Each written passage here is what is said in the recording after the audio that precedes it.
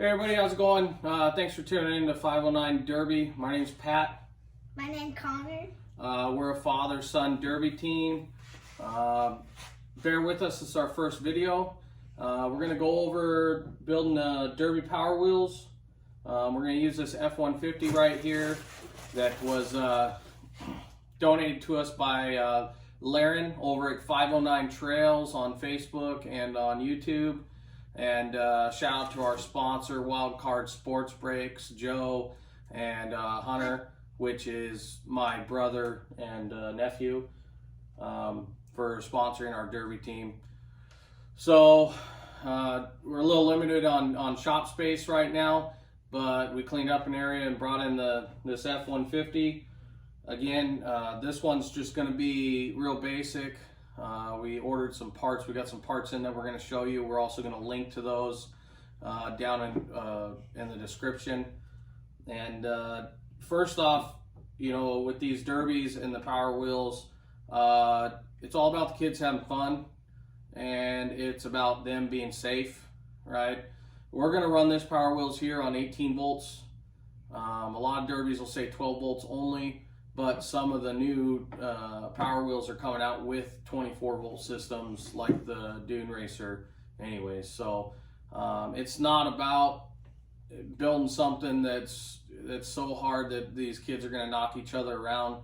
It's about them getting out there, having a good time, getting a couple hits in, feeling like they're king of the ring, and building our sport and building a future generation. And try to win some trophies. So Connor's been running Power Wheels Derby for about 3 years now. He started when he was 3.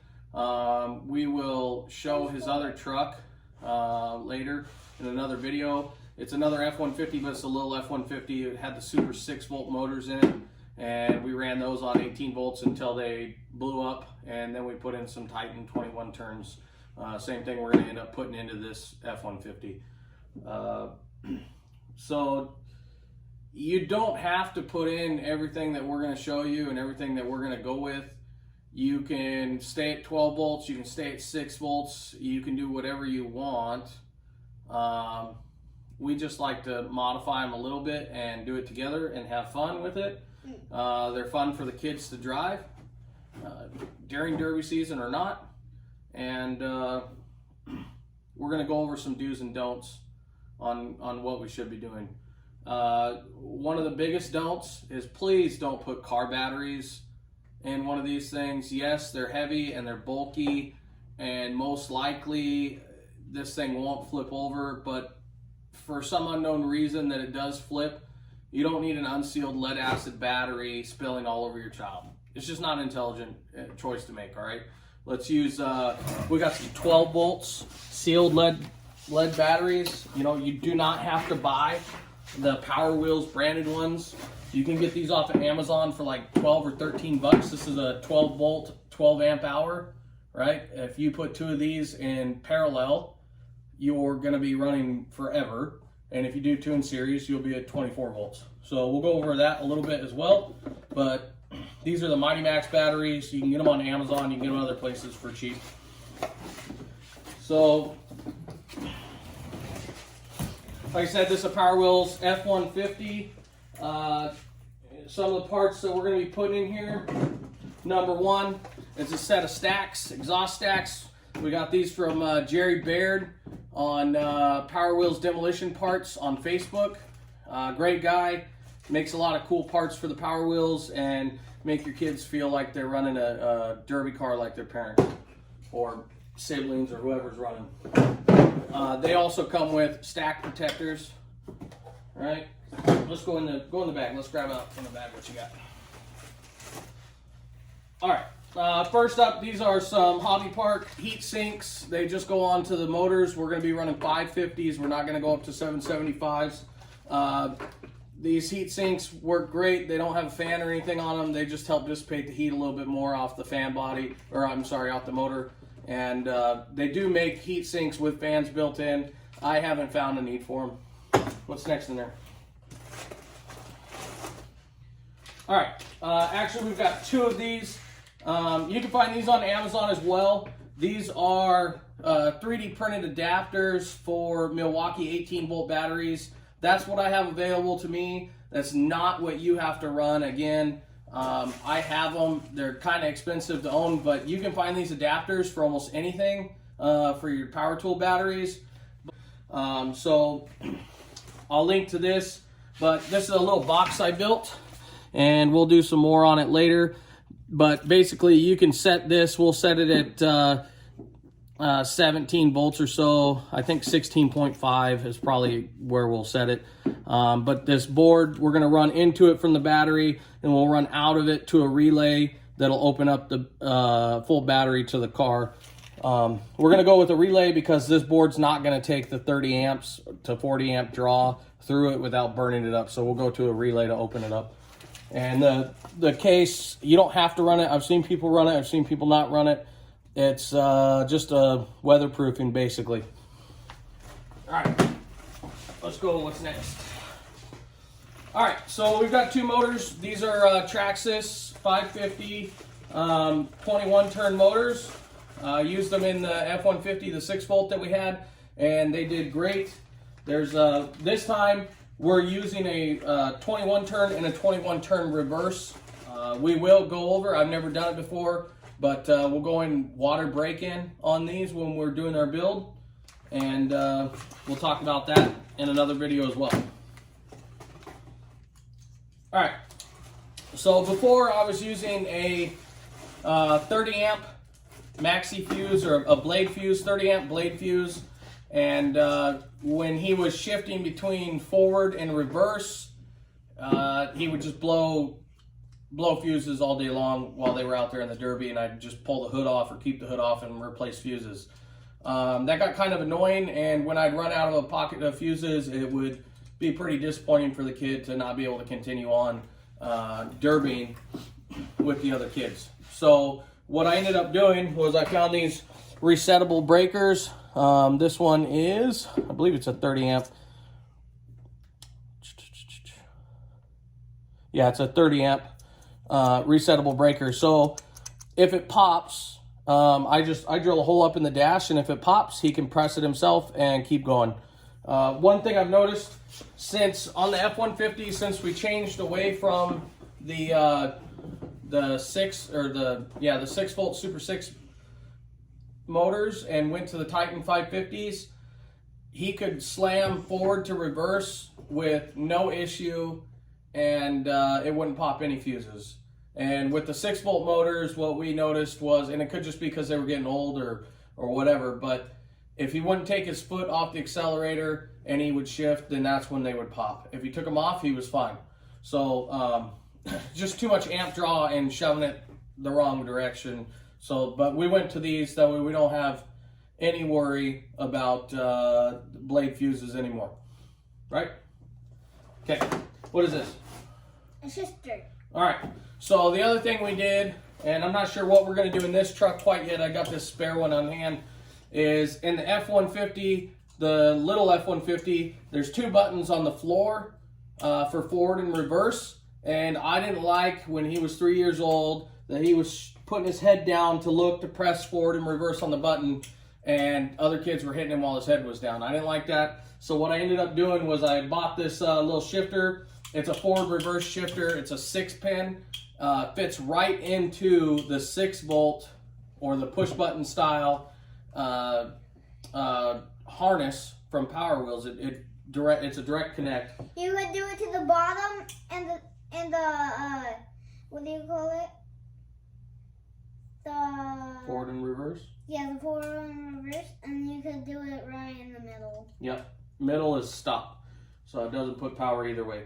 So the other wiring harness, it fits directly. This style has 2 forward speeds, I believe, and 1 reverse speed, but I gotta double check that. I haven't pulled this shifter out yet. I haven't really played with it. And it has cup holders that you can put your cups in. Yep. All right. So was there anything else in our bag? Nope. Nope. That's it. Okay. So what we're gonna do today, the other thing that we're missing right now is pinion gears for our Titan motors. So we got to make sure that we match them up to whatever comes out of it goes back in it. This one should have 7 or 7R Power Wheels gearboxes, and they're going to be marked on it what pinion teeth it can take. And see if you can't grab out of the toolbox a Phillips head screwdriver real quick, Connor. Out of the toolbox. All right, so I haven't taken this model apart yet, but from what I can see is there's 2 screws here on the seat. See that one? Yeah. All right, go ahead and try and grab that one out. Let me get you started. Here. Once we get going, it's a little bit easier. Okay, go ahead.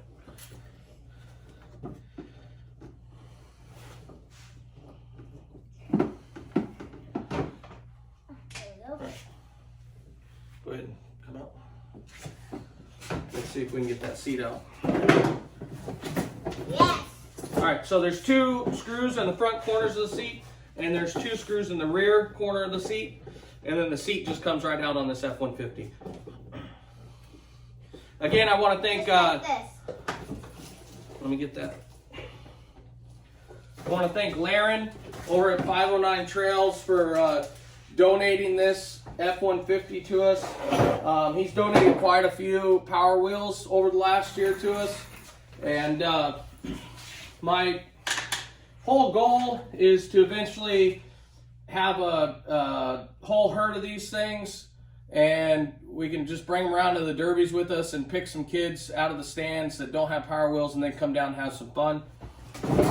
All right, once you take off the seat, the bed comes right out. And I'm going to come over and grab the camera real quick. I'm going to go inside the computer. All right, so what we're looking here is these are 7 or 7R gearboxes, and we're going to end up having to take off one of the wheels, and that'll let us take the axle out, and then then we can pull the motors out and see what pinion size are on them. So I'm going to put you back up, and we'll get working on that.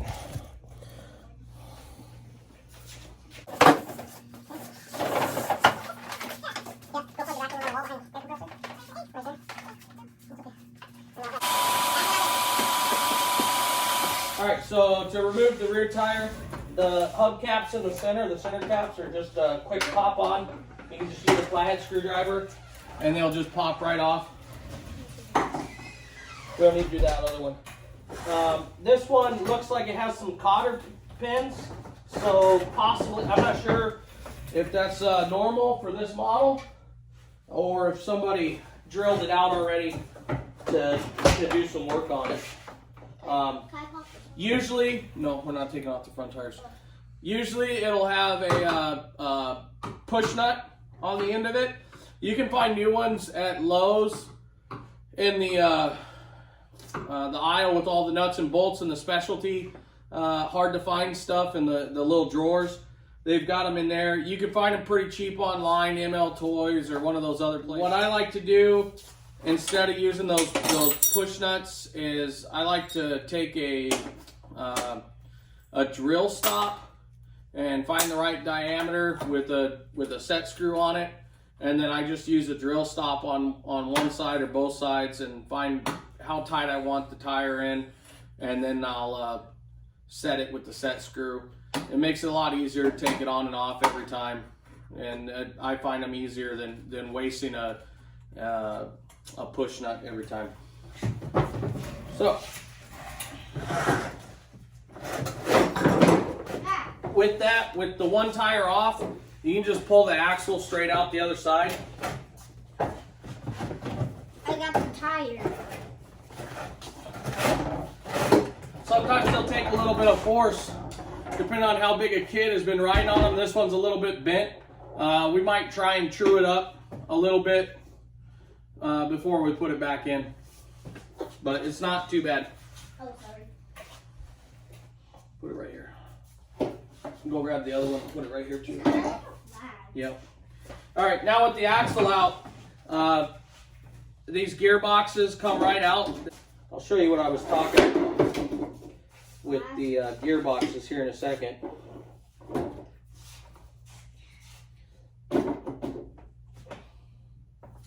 These ones are on there pretty good. Oh, they're soldered. All right, so since we're gonna be, go ahead and grab me some wire snippers. Well, actually right here on the end of the frame. Since we're gonna be changing out, yep. Since we're gonna be changing out our motors anyways to the Titans, we're gonna go ahead and cut the wiring harness, and we'll rewire it. I want them the same length. Okay, here. Go ahead and cut it right here. Right here. Pinch it hard. Okay. All right.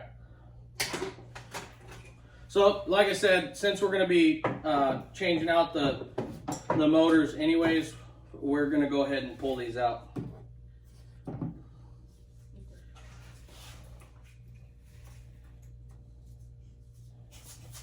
For some reason, these are not listed.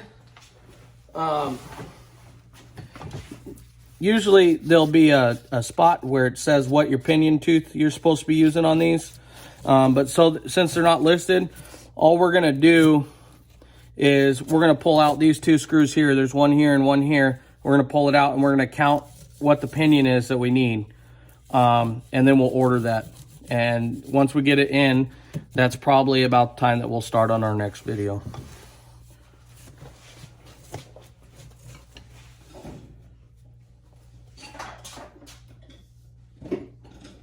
I am the king of the world.